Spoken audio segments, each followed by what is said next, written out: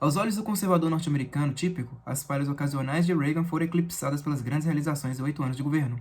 Seu governo quase alcançou pleno emprego, reduziu enormemente a inflação do dólar, diminuiu drasticamente as taxas de juros, baixou o imposto de renda para muitos e temporariamente eliminou os impostos federais sobre heranças, limitou um pouco a burocracia e abriu caminho para reformas do ensino público. Na política externa, os erros no Líbano e no Irã foram contrabalançados pelos êxitos dramáticos em Granada e na Líbia. Se alguns jornalistas conservadores censuram o governo de Reagan por não ter desmantelado totalmente o esquerdismo, ora, o típico eleitor norte-americano nunca esperou de verdade que Ronald Reagan fizesse milagres. A política é a arte do possível e, desde o início, Reagan não tinha maioria em nenhuma das câmaras do Capitólio. Caso me pedisseis para dizerem que o conservador norte-americano típico acredita, bem, acredita em Ronald Reagan e em seus princípios gerais. Reagan não criou a natureza conservadora norte-americana, mas ele a encarna.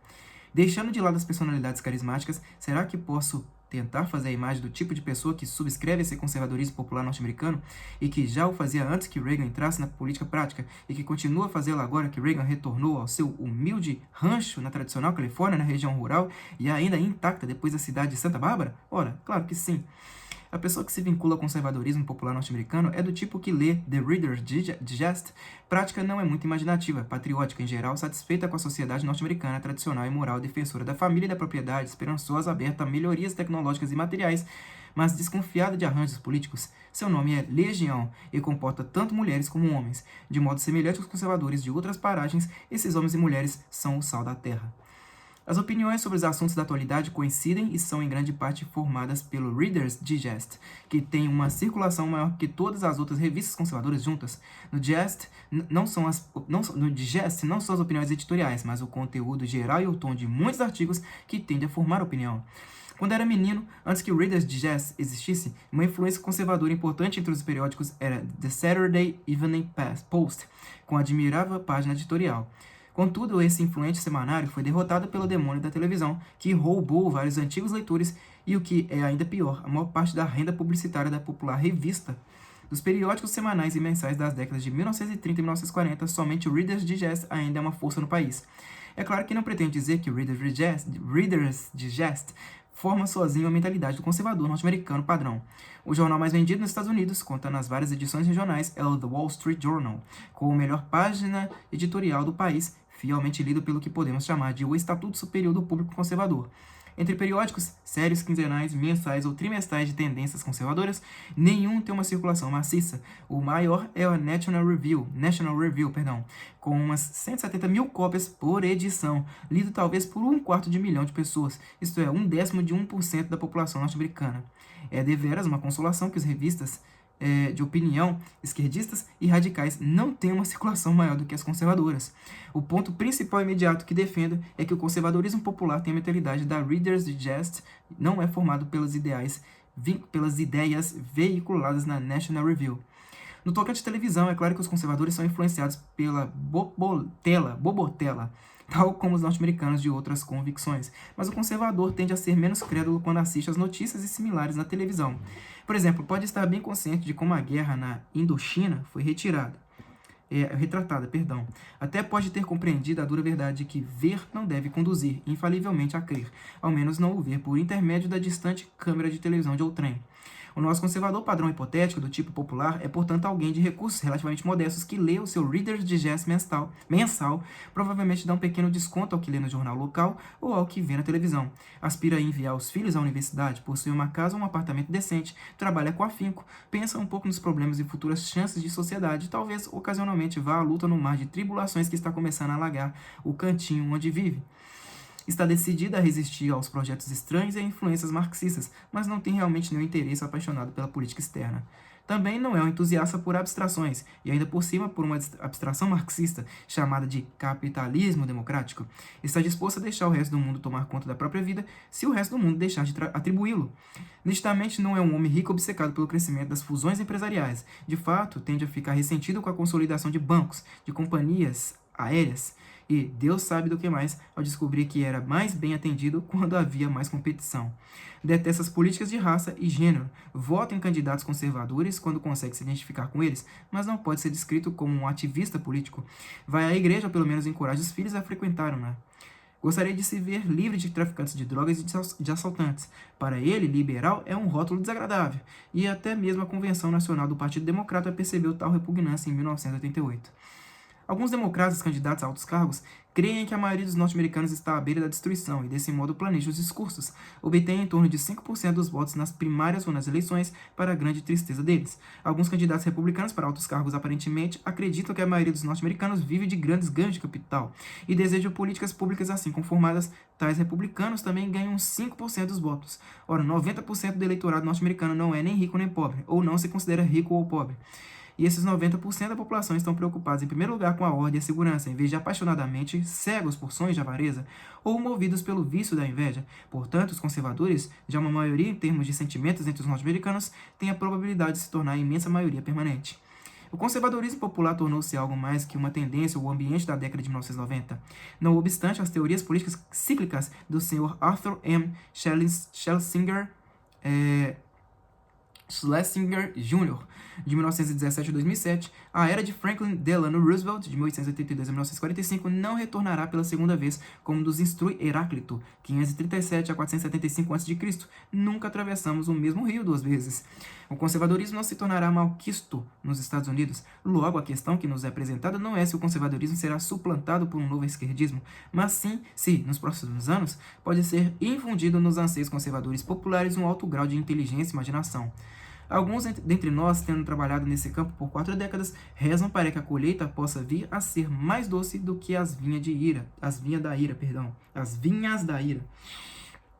Capítulo 11. Uma avaliação imparcial dos libertários. O termo libertarianismo é de mau gosto para quem pensa a política seriamente. Tanto o Dr.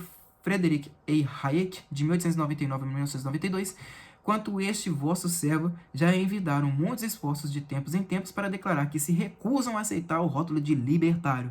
Qualquer um que tenha sido muito influenciado pelo pensamento de Edmund Burke e de Alexis de Tocqueville, como o professor Hayek e este comentarista, põe-se firmemente contra a ideologia. E o libertarianismo é uma ideologia simplista, apreciada por um tipo de gente a quem Jacob Burckhardt, de 1818 a 1897, chamou de os terríveis simplificadores. Entretanto, no momento, tenho algumas coisas boas para dizer dos atuais libertários dos Estados Unidos. Posteriormente, me ocuparei dos vícios. Com vossa vênia, farei 3 observações sobre as pessoas que se autodenominam libertários e que poderão fazer tais rebeldes se sentirem bem. Primeiro, vários dos homens e várias das mulheres que aceitam o rótulo de libertários não são de fato libertários ideológicos em absoluto, mas simplesmente conservadores com um nome diferente. São pessoas que percebem no crescimento do Estado monolítico, especialmente durante o último meio século, uma sinistra ameaça à liberdade ordenada, e é claro, estão corretos. Ao utilizar essa palavra do século XX, derivada de liberdade, desejam enfatizar a vinculação à liberdade pessoal e cívica. Com esses, tenho poucos problemas, exceto que, ao se denominarem assim, parecem favorecer uma turma de fanáticos políticos que pretendem dizer licenciosidade ao clamar por liberdade. Se alguém acredita em uma ordem moral duradoura, na Constituição dos Estados Unidos, nos modos de vida norte-americanos estabelecidos e numa economia livre, ora, tal pessoa na verdade é um conservador, mesmo que detenha uma compreensão imperfeita nos termos gerais da política. Esses norte-americanos são, para o movimento conservador nos Estados Unidos, muito semelhantes aos que foram os unionistas liberais para o Partido Conservador na Inglaterra, quer dizer, aliados políticos muito próximos, hoje em dia quase indistinguíveis. Comumente, tais libertários são descendentes intelectuais dos antigos liberais clássicos, tomam o partido dos conservadores comuns contra a ameaça do despotismo democrático e do coletivismo econômico. Além disso, os libertários em geral, tanto aqueles aos quais acabo de dar a minha aprovação, quanto os libertários ideológicos, tentam pôr alguns obstáculos a uma política externa arrogante. Não acredito que os Estados Unidos devam aquartelar tropas ao redor do mundo, tampouco eu o creio. Em alguns aspectos, os mais moderados dentre eles têm uma compreensão da política externa semelhante à representada pelo antigo senador Robert A. Taft, de 1889 a 1953.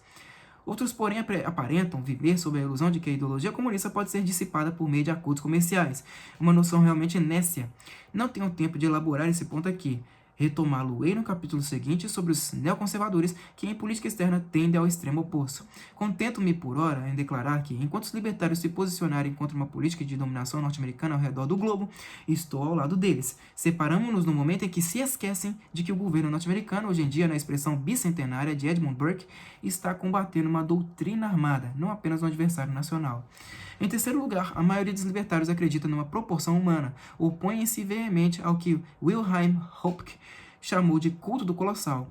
Assume a causa do indivíduo autossuficiente, da associação voluntária, da justa recompensa do êxito pessoal.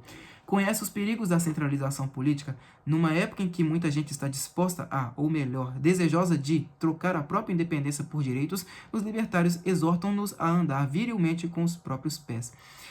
Em suma, a propaganda dos libertários, que é abundante, realmente toca em problemas sociais reais do nosso tempo, e particularmente na repressão a naturezas vigorosas e empreendedoras por estruturas políticas centralizadas e pela sanção de doutrinas igualitárias. Com razão, muita gente em muitos países, quase ao final do século XX, encontra-se descontente com a condição humana. Os mais capazes entre os descontentes olham ao redor procurando alguma alternativa aparentemente lógica às atuais dominações e potestades. E algum desses descontentes, o tipo de gente que foi ter com Davi na caverna de Odolam, 1 Samuel 22:2, descobrem os dogmas libertários e tornam-se entusiastas, ao menos por algum tempo, da ideologia chamada de libertarianismo.